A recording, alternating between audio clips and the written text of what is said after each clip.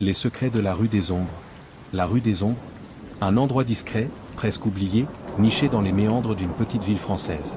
À première vue, elle semble ordinaire. Des maisons en pierre couvertes de lierre, des fenêtres aux volets fermés et une atmosphère paisible qui invite à la rêverie. Mais ceux qui ont grandi ici savent que cette rue cache un secret. Un secret ancien, tapi sous ses pavés et murmuré par le vent nocturne. Ce soir, je vais vous raconter une histoire vraie. Une histoire qui a marqué à jamais ceux qui y ont été confrontés. Alors préparez-vous, car ce récit pourrait bien éveiller en vous des peurs enfouies. Il était une fois, en 1932, un jeune écrivain nommé Émile Renaud. Émile avait toujours été fasciné par l'étrange et l'inexpliqué.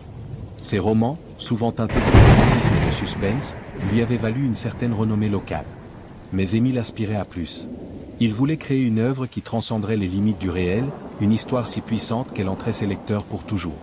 C'est dans cette quête insatiable qu'il découvrit la rue des Ombres.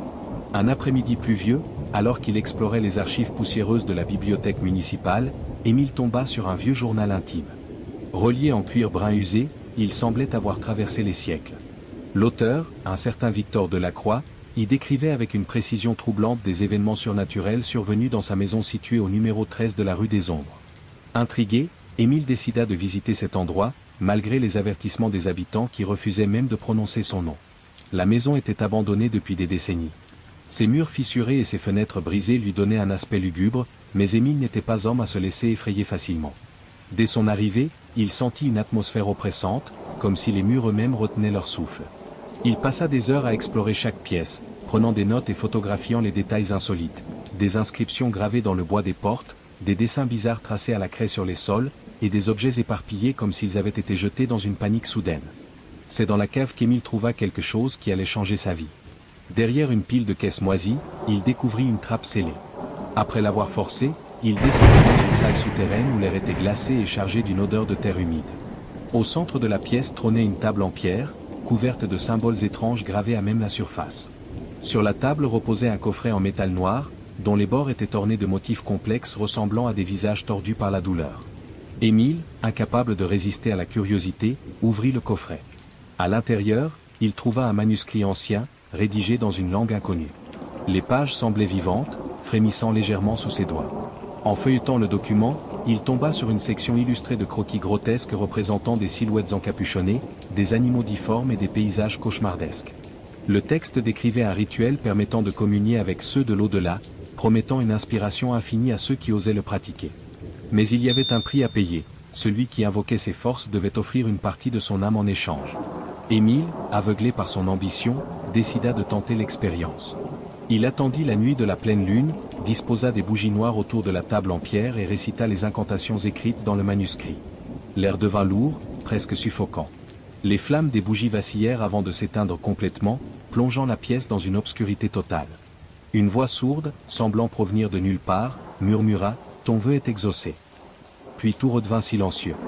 Dès lors, Émile remarqua des changements étranges. Son écriture devint plus fluide, presque instinctive, et ses histoires prirent une profondeur inégalée.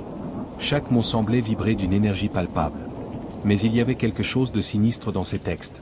Les lecteurs rapportaient des sensations étranges après avoir lu ces nouvelles, des cauchemars récurrents, des visions fugaces d'ombres mouvantes et même une sensation d'être observé constamment. Certains disaient que ces mots avaient le pouvoir de perturber l'esprit. Peu à peu, Émile commença à sombrer.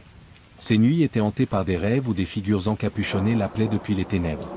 Pendant la journée, il percevait des mouvements du coin de l'œil, mais lorsqu'il se retournait, il n'y avait personne. Des objets disparaissaient et réapparaissaient à des endroits impossibles.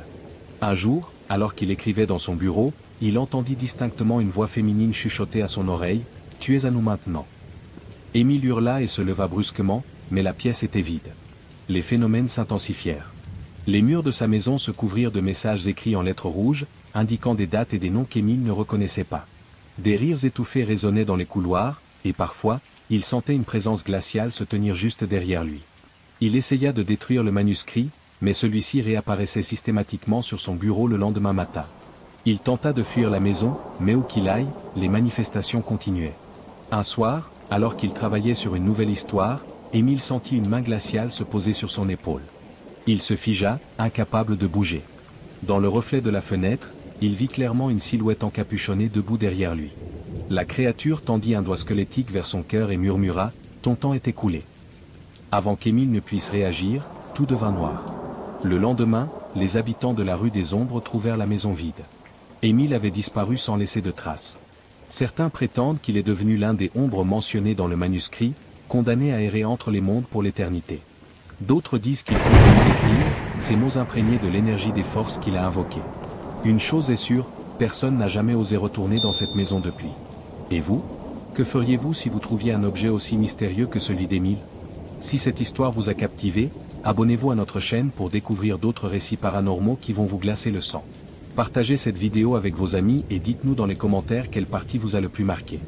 Ensemble, explorons les mystères qui se cachent dans l'ombre.